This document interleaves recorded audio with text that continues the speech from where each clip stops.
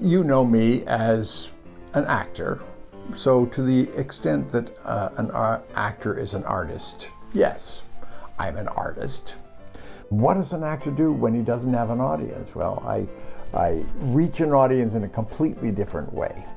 I've completed a third book in a trilogy. This one is called A Confederacy of Dumpties, Portraits of American Scoundrels in Verse. I've been writing satirical poems on the political scene and illustrating them myself, and that's what I thought I would share with you today. The interesting thing about this most recent project of mine is, yes, it's political satire and it does satirize the political scene of the moment, but it does so by looking back, in some cases, 200 years ago.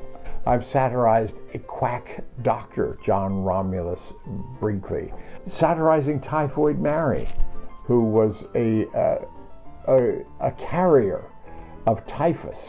She was a cook who spread typhoid wherever she was hired. It's incredible when you look at history, how you realize that everything that's going on right now, whenever that right now is, has happened before in so many different forms.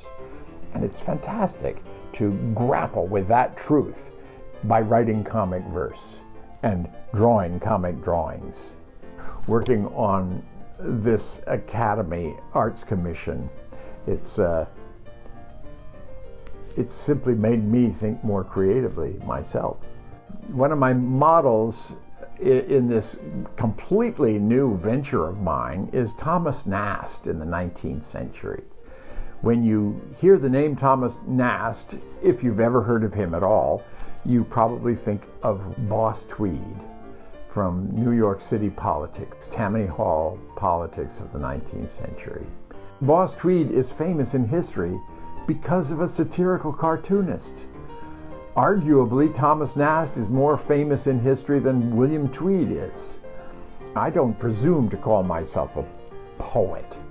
I'm a doggerel satirist. The thing about writing a poem about passing events, especially sarcastic kind of savage humor, is you make it memorable. It's the same with Thomas Nast, his images of Boss Tweed. They make Boss Tweed so memorable, and you could tangibly feel what that man was like and the nature of his ruthless power in New York City in the 19th century. I wrote a long poem. I call it Nasty Business, the Tale of Boss Tweed. And that's a pun on the name Thomas Nast. It's about a corrupt politician and a cartoonist. And when it came time to illustrate it, I realized, well, I can sort of shore up the theme of this poem. I can make it more explicit with my illustration. So what do we learn from Tweed's gloomy demise? What prudent perception to open our eyes? A lesson to teach both defendant and jurist, from youngest beginner right up to maturest. You needn't be kindest or cleanest or purest. Just be sure not to rankle.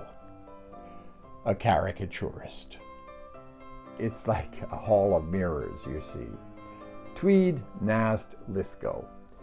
And in a way, it just sort of points out the whole theme of the poem, and in fact, the whole theme of the book.